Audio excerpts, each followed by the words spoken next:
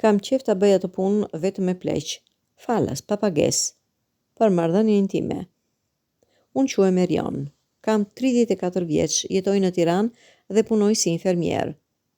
Gjatë ditës punoj në një nga spitalet e qytetit, por natën bëj një punë tjetër, një punë për të cilin nuk kam folur kurrë më parë, as me miq më të ngushtë, jo sepse më vjen turp, por sepse e di që njerëzit nuk do ta kuptonin.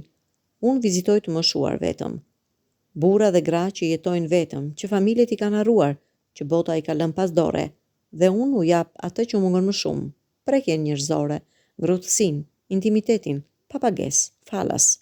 E di çfarë po mendoni? Ky është një pervers. Kjo është e pistë, por prisni të dëgjoni historinë time deri në fund, pastaj gjykoni. Gjithçka filloi 2 vjet më parë. Isha në spital, në turnin e natës kur sollon një plak rreth 80 vjeç. Ishte rënë në banesë e tij dhe kishte qëndruar atje për 3 ditë, pa ushqim, pa ujë, derisa një fqinje kishte dëgjuar duke thirrur për ndihmë. Kur u pastruan dhe e vendosën në shtrat, ai më kapi për dore. Syt i kishte të përlotur. Më fal, më tha. Më vjen turp që më gjetën kështu, por e di se çfarë më mungonte më shumë. Jo buka, jo ujë, por dikush që më prek, dikush që më mban dorën. Gruaja ime vdiq 15 vjet më parë, që atëherë askush nuk më ka prekur. Ai vdiq atë natë, por fjalët e tij më ngelen në kokë. Askush nuk më ka prekur për 15 vjet. Fillova të mendoj për të gjithë ata të moshuar që shiha çdo ditë. Disa kishin familje që i vinin rrallë, shumica nuk ishte njeri. Ata rinin në shtretrit e tyre, duke par tavanin, duke pritur vdekjen, por unë pash diçka tjetër në sytë e tyre, një etje, jo për ilaçe, jo për ushqim, por për prekje, për afërsi, për të qenë dikush pranë tyre. Një punë e pazakontë. Atëherë lindi ideja. Do të filloja të vizitoja në shtëpi.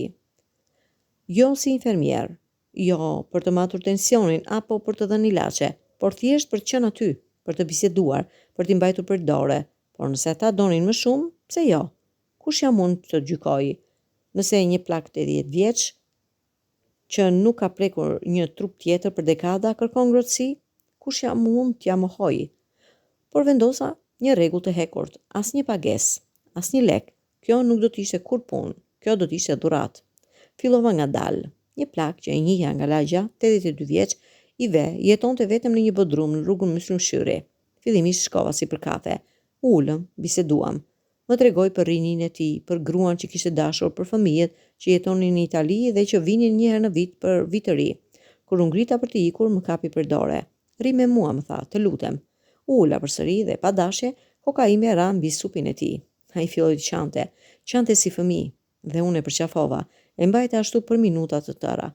Kur u largova, ndjeva diçka që nuk e kisha ndjer kurrë, një ngrohtësi një gjoks. Kisha dhënë diçka që nuk kushtonte asgjë, por që vlente më shumë se çdo pagesë.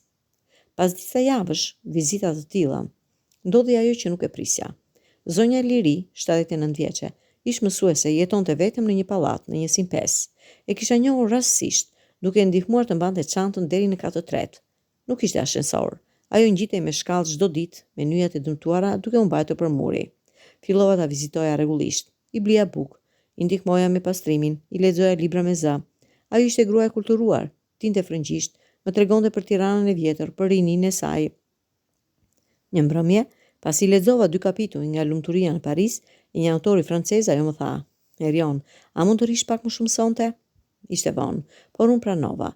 Ulëm në divanin e vjetër pranë dritares që shikova nga pallati gri.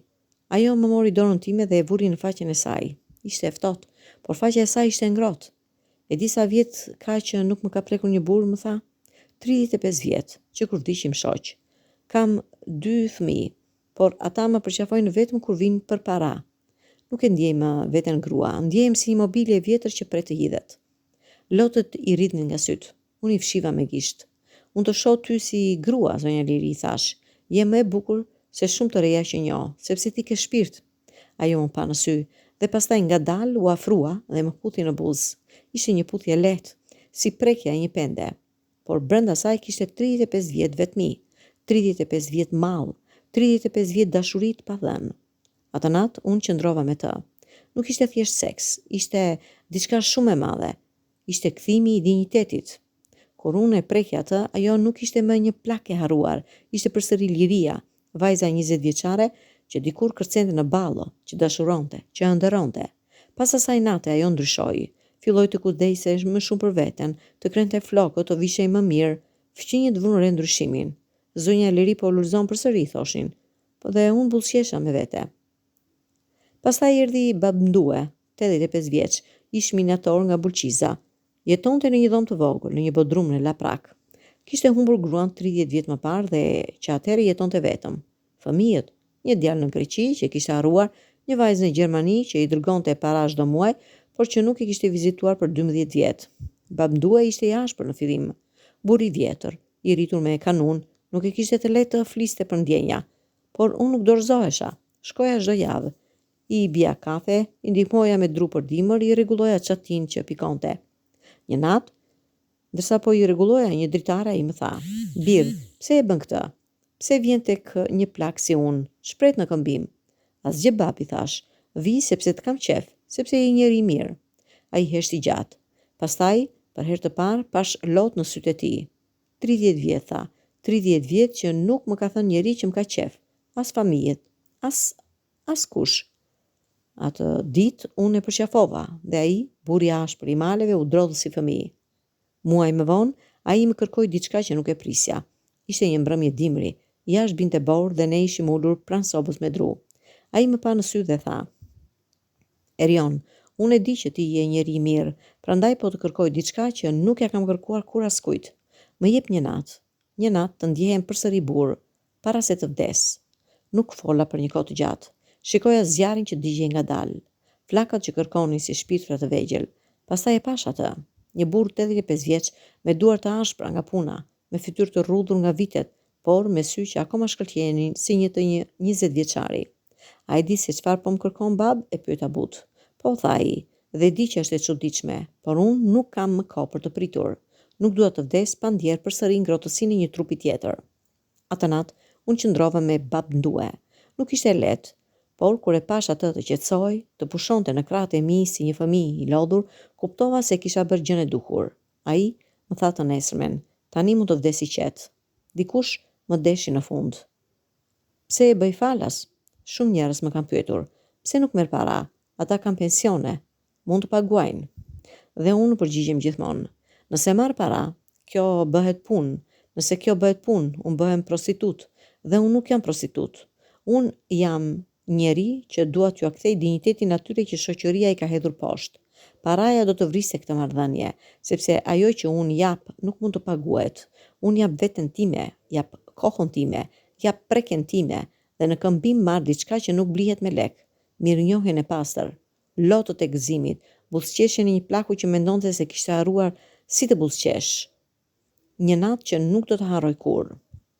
Ishte një natë e ftohtë janari. Zonja Liri më kishte thirrur sepse nuk ndihej mirë. Kur shkova, e gjeta të shtrirë në shtrat, të zbeht, i mata tensionin, i dhash ilaçet. Pastaj u ula pranë saj dhe e mbajta për dore. "Erion," më tha me zë të ulët, "unë po iki, e ndjej." "Mos fol kështu," i thash, "do rish mirë." Ajo tundi kokën. "Jo, por dua të falenderoj. Ti më bëre të ndihem përsëri grua, më bëre të ndihem e dashur. Nëse kam bërë ndonjë të mirë në këtë jetë, ajo duhet të ketë qenë që të takova ty." Lotët më rritnin, e putha në ball. "A të kërkoj një të fundit," më tha. "Çfarë të doj zemra? Më mbaj në krah, si atë natën e parë, derisa të fle." E mora në krah, atë trup të vogël e të brisht dhe e mbajta fort. Pas pak, frymarrja ju qetësua dhe pastaj ndaloi. Zonja Liri vdiq në krahët e mi atë natë, por fytyra e saj kishte një buzëqeshje që nuk e kisha parë kurrë më parë. Buzëqeshja e një gruaje që vdiq e dashur. Tani janë 2 vjet që e bëj këtë. Kam vizituar 10 të moshuar. Disa janë gjallë akoma, disa kanë ikur, por të gjithë pa përjashtim më kanë dhënë diçka që nuk e kisha më parë, kuptimin e vërtetë të njerëzimit. Unë nuk jam as shenjtë, as mëkatar. Jam thjesht një njeri që zgjodhi të shoh bukurinë aty ku të tjerët shohin vetëm pleqëri dhe shëmti. Zgjodha të jap dashuri aty ku bota ka harruar se dashuria ekziston. Dhe po, ndonjëherë kjo përfshin edhe intimitet fizik. Por ai intimitet nuk ka të bëjë me epshin, ka të bëjë me prekjen, me afërsinë, me të qenit njeri për një njeri tjetër. Kur shoh të rinj që shpenzojnë orë të tëra në palestra për të ndërtuar trupin, ose që shkojnë në klube nate për të kërkuar dashuri, një orshe, Unë mendoj për të moshuarit e mi. Ata nuk kanë nevojë për muskuj, ata kanë nevojë për zemër, ata nuk kanë nevojë për nete egra, ata kanë nevojë për dikë që t'i mbajë për dore kur vjen fundi. Një mesazh për të rinjt. Nëse dëgjoni këtë histori dhe po mendoni se jam i çmendur, i pervers, ose thjesht një humbës, e kuptoj. Shoqëria na ka mësuar të gjykojmë pa kuptuar, por para se të më gjykoni, bëni një gjë. Shkoni në shtëpinë e një plaku të vetmuar, uluni pranë tij, dëgjoni historitë e tij, shikoni sytë e tij dhe pastaj pyesni veten, çfarë do të doja unë në vend të tij? Ndoshta atëherë do të kuptoni. Unë do të vazhdoj derisa të kem forcë, derisa të më duhen, sepse dikush duhet ta bëj këtë punë. Dhe nëse nuk e bëj unë, kush do ta bëj? Tani është ora 10 e natës. Duhet të shkoj te Xhaxha Qamili, 88 vjeç që jeton vetëm në një fshat afër Tiranës. I premtova se do t'i lexoja poezi sonte dhe pastaj, nëse do të ri me të deri në mëngjes. Jo për para, jo për famë, por sepse ai meriton të ndihet i dashur, sepse të gjithë e meritojmë, edhe në pleqëri, edhe në fund. Veçanërisht në fund.